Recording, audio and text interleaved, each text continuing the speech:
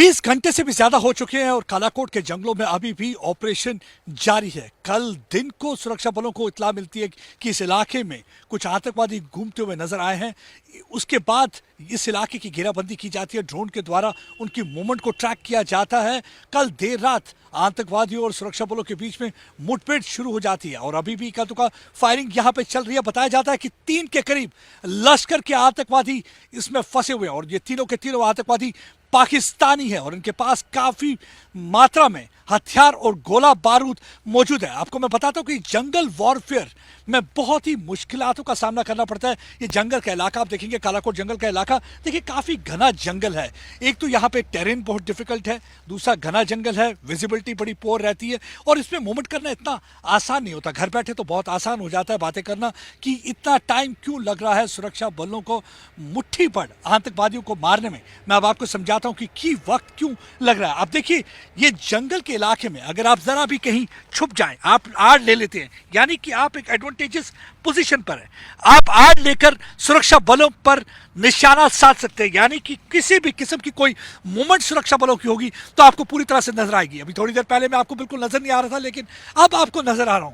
बिल्कुल ऐसा ही इस जंगल में होता है। आतंकवादी जो जंगल के अंदर छुपे होते हैं वो आड़ ले लेते हैं, उसके बाद जैसे ही सुरक्षा बल आते हैं उसी हिसाब से वो फायरिंग करते हैं, यानी कि निशाना साध सकते हैं। काफी डिफिकल्ट होता है, यही एक वजह कि काफी टाइम लग रहा है कि किसी किस्म का कोई कोलैटरल डैमेज ना हो, क्योंकि हमने देखा कि कोकरनाग इलाके में जब एनकाउंटर चल रहा था तो हमारे 3 जो थे अफसर शहीद हो गए थे। उनमें से एक कर्नल मनप्रीत था, दूसरा मेजर आशीष था और तीसरा था हिमायू भट्ट जो कि डिप्टी सुपरिंटेंडेंट पुलिस था जम्मू कश्मीर पुलिस से।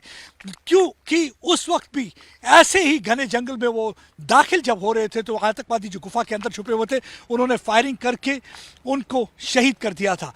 इस वजह से यहाँ बिल्कुल पूरी तरह से चौकन्ना है हमारे फोर्सेस और वो पूरी कोशिश कर रहे हैं कि जल्दी से जल्दी आतंकवादियों को मार गिराया जाए, लेकिन उनका कोई भी नुकसान ना हो, क्योंकि जंगल बड़ा घना है, टेरेन बहुत ही डिफिकल्ट है, मुश्किल स्थिति है।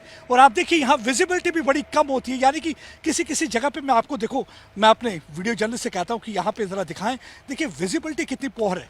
यहाँ पे अगर देखेंगे अंदर जाने के लिए, अंदर जाना भी इतना आसान नहीं है। जंगल के अंदर या बीचों बीच आपको गुजरना है तो इतना आसान नहीं होता।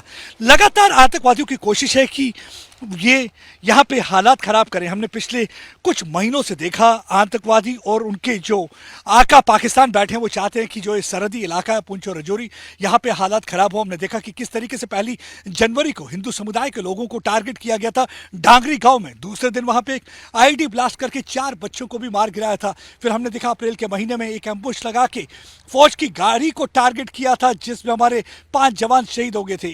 फिर 5 और जवान शहीद हुए थे रजौरी के जंगल में। लेकिन उसके बाद से हमने देखा कि हमारे सुरक्षा बल लगातार आतंकवादियों को चुन चुन कर मार रहे हैं। अगर 3 महीने की बात करें तो 3 महीने में 20 से ज्यादा आतंकवादी या तो काउंटर टेरर ऑपरेशन में मारे जा चुके हैं या काउंटर इन्फिल्ट्रेशन ऑपरेशन में मारे जा चुके हैं। इसी वजह से आतंकवादी इस समय बौखलाए हुए हैं। उनकी पूरी कोशिश है कि एक बार अपनी प्रेजेंस फिर से दिखाएं, लेकिन हमारे सुरक्षा बल पूरे चौकन्ना है।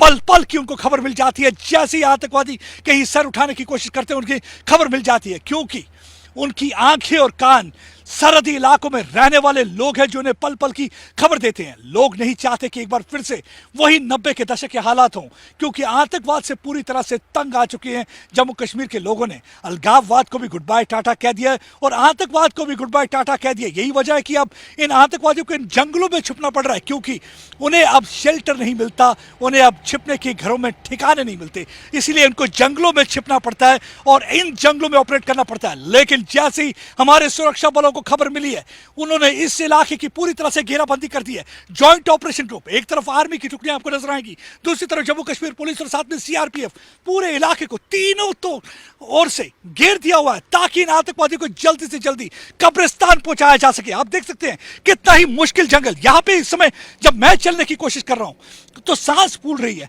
क्योंकि बहुत मुश्किल है इस इलाके में चलना, इतना आसान नहीं। और देखिए चलते वक्त क्या होता है कि जरा सी सरसराहट, पत्ते की आवाज भी होगी, जो दुश्मन अंदर बैठा होगा उसको आपके आने की भनक लग सकती है। इसलिए आपको इस तरीके से मूव करना है, यानी कि क्रॉल करके मूव करना है, पूरे ही आहिस्ता से मूव करना है ताकि पत्ते की सरसराहट भी ना हो, दुश्मन को बिल्कुल आगाह ना किया जाए कि कोई अंदर घुस रहा है, कोई अंदर की तरफ आ रहा है। इक्का दुक्का फायरिंग की अभी भी आवाज सुनाई दे रही है, बीच बीच में फायरिंग होती है। आतंकवादी को जैसे ही लगता है कि सुरक्षा बल उनकी तरफ आ रहे हैं, वो आतंकवादी फायरिंग करने की कोशिश करते हैं, लेकिन जवाबी कार्रवाई की वजह से अभी तक आतंकवादी को सर उठाने नहीं दिया है। क्योंकि कल तो काफी फायरिंग तेज हो रही थी, लेकिन आज फायरिंग में थोड़ी सी नमी आई है। लेकिन हमारे सुरक्षा बल आहिस्ता आहिस्ता क्रॉल करते हुए उस ठिकाने तक पहुंचने की कोशिश कर रहे हैं जहां पे उन आतंकवादियों को ढेर किया जा सके। क्योंकि इन जंगलों में एक तो हाइडआउट जो है वो हमारी गुफाएं होती हैं, यहाँ पे नेचुरल केव्स हैं जिनमें वो छुप जाया करते हैं। हमने देखा कुकरनाग में भी नेचुरल केव थी जिसमें वो छुपे हुए थे, और यहाँ भी नेचुरल केव्स हैं। हो सकता है कि नेचुरल केव किसी में जाके वो छुप जाए तो थोड़ा सा मुश्किल हो जाता है। यही वजह है कि यहाँ पे थोड़ा मुश्किल लग रहा है। लेकिन मेरे ख्याल से सियासतदानों को भी समझना होगा, अक्सर वो पोलिटिसाइज करने की कोशिश करते हैं किसी भी एनकाउंटर को या किसी भी ऑपरेशन को या हमारे जवानों को लेकर वो सियासत करते हैं।